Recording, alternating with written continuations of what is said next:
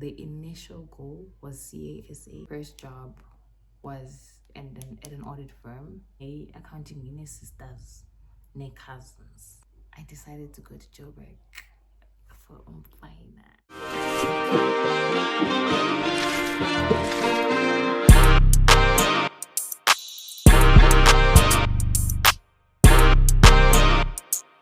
So another big part of my life changing my life was moving to Johannesburg. So in the last video, I spoke about what led to me choosing accounting. Yeah. And after choosing accounting, I obviously had to work as an accountant because I mean, that's the whole point of going through this route. So my very first job was in an accounting firm. And the reason I even went to a first job, and you know, at this point, I feel like it's important to say that the initial goal was CASA. I don't know if we're still going through with it. I don't know. Sometimes when I sit, I wonder, I'm like, I'll probably do it just for the fun of it. I mean, I don't have a deadline or anything. I mean, the deadline is death. If you think about it, I can always do it whenever. I got new spectacles.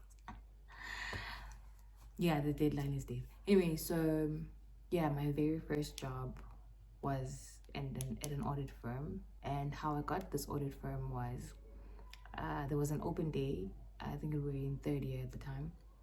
There was an open day and the firms came out and we got the stickers and the highlighters and the pens and the notebooks and everything. And I decided to give them a call, be like, do you guys offer VAC work? And VAC work was a common thing around, I mean, with audit firms where you just get like an exposure to the accounting world or the audit world, really, not really accounting. And I think that's the other thing that I learned on this journey is that it was more than just about accounting. Hey, accounting mini sisters, ne cousins, or decks, or internal audit, undoni. Like I am your. So I went and I sent the message to ask about VAC work. And they said, yes, we do have VAC work. I was like, bet money. I sent in my stuff and I was like, looking forward to hearing from you. Guess what? They called me and they asked us to come through. If I recall correctly, it was just after our exams. If not, it was in Jan before we opened. So I went through it. I think I did a week and a half. So you just go in there and you shadow auditors.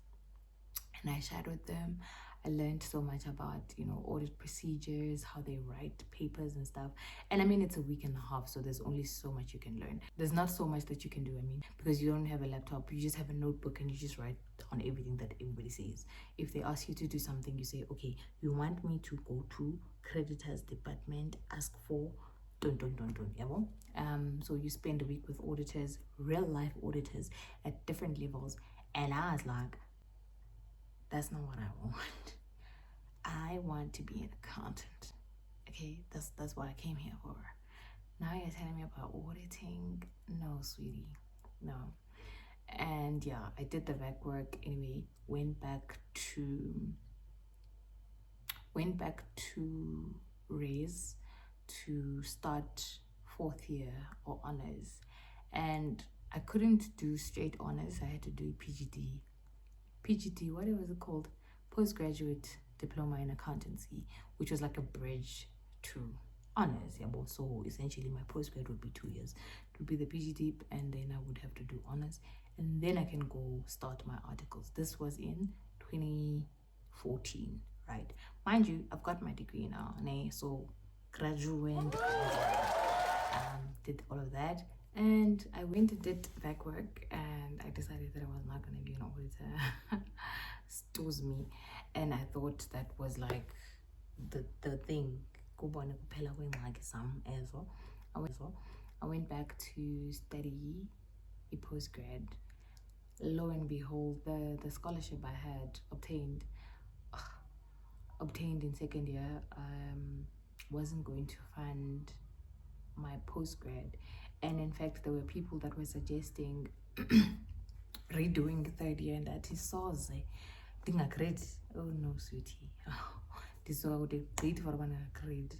I was like, nah, I'm not gonna do that. So they didn't find the postgrad, and NSFAS was like, nah, you still owe us.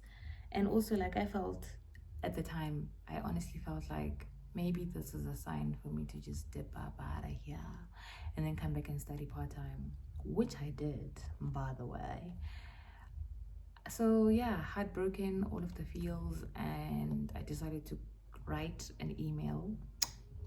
I used my contacts at the time at the place I did VAC work, and I was like, hey guys, do you have any entry-level positions for someone who's going to be studying part-time?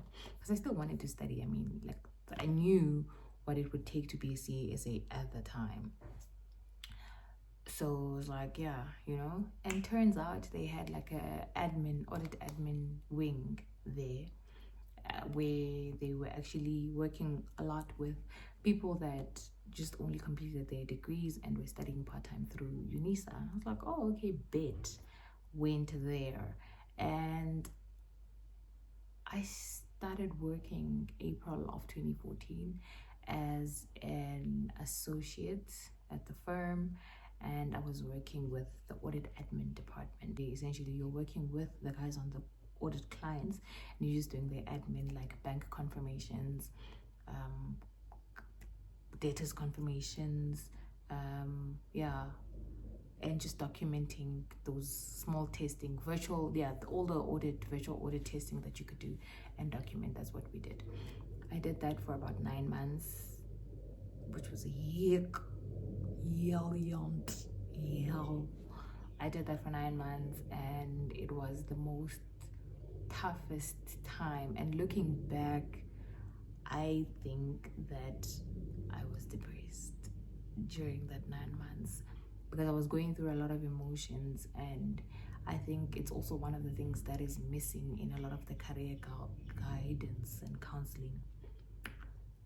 Nothing can prepare you, honestly, for that, but maybe somebody must mention, Uba, when you go work in the corporate place, there are a lot of dynamics that you're going to face that you have not faced before, or if you faced them before, it's not at the intensity that it comes with in your working environment. Because number one, it's your very first job ever after university. It's probably in a company that you've seen on big billboards and everything, or you've heard about, or it's something that you never thought could happen to you. And you get your contract, you see the rendellas, and you're like, oh my god, I'm gonna shop until I drop, I'm gonna send money home, I'm gonna do all these things, I'm gonna buy. First thing I did was buy myself a cell phone. Contract. The mailing will kill me. And that was in Port Elizabeth, by the way. Yeah, I keep forgetting the timeline.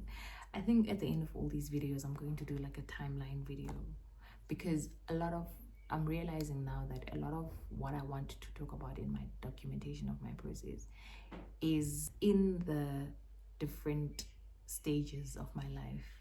Yeah. Anyway, yeah. So I did that for about 9 months, and I decided to resign without a plan. I was like, Diagowa, number one. And this is my very first job. And at the time, I didn't really have a lot of responsibilities. I mean, the year was 2014.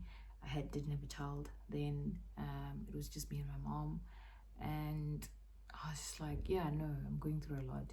And I was staying in a place, I was renting a place. I think the rent was 500 Rand there. And I was like, I can pay this like the next year without even worrying, as long as I don't lose my mind.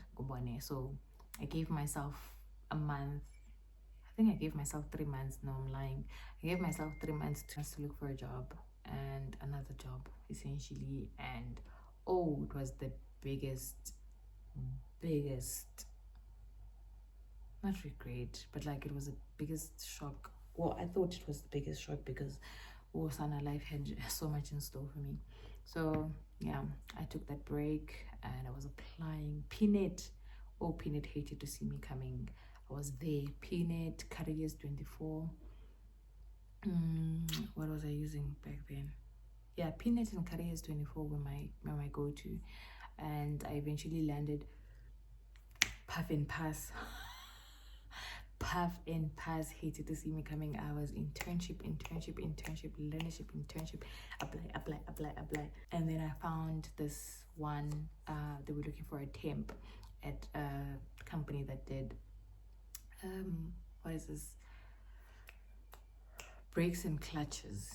Yeah, I was gonna work for the bearing segment of the company. Went in there, and I went in as a temp AP clerk. AP is accounts payable, so I went in as a temporary accounts payable, and on my contract, I think it was a 1 year, 2 year contract, I don't know, something along those lines. And the mining, some of the mining was mining. They were paying quarterly bonuses. Loved them so much. And the only reason I left there was because it got real. And again, that's the other thing that career guidance doesn't prepare you for. You go into this environment where people have been doing this thing for years and you're asking all these questions. One, you're either met with, okay, who do you think you are? Or you're met with, listen, you have to start from the bottom to the top. You can't just come in here and think you're going to change the company overnight. Or three, you come up with people who are dismissive or do not like change, and therefore they shut down your ideas. And then you're also going to meet people that take you on. They're like, oh, you think this is wrong? Okay, cool, tell us more. And they just engage you and indulge you, and you change things, which then also agitates the other three people that I mentioned. So the environment became toxic very quickly, because here I was uncovering things that people have been sitting on, and sometimes not because they didn't, like, they were part of the wrongdoing. It was just they didn't really pay that much attention to things, and I hated feeling like the person that was uncovering things and like maybe getting people in trouble. And I was like, yeah, no, I don't feel safe physically for myself. And also that was the year I got pregnant when I left. Yeah, I fell pregnant in April 2015, and I left that place. I went on maternity leave and they never saw me again. Left. And that was followed by a stint again at a automotive company. I did, still in Port Elizabeth, by the way. This is now 2016. Yeah, 2016 Feb. Did that for 9 months, and I decided to go to Joburg for Umfina.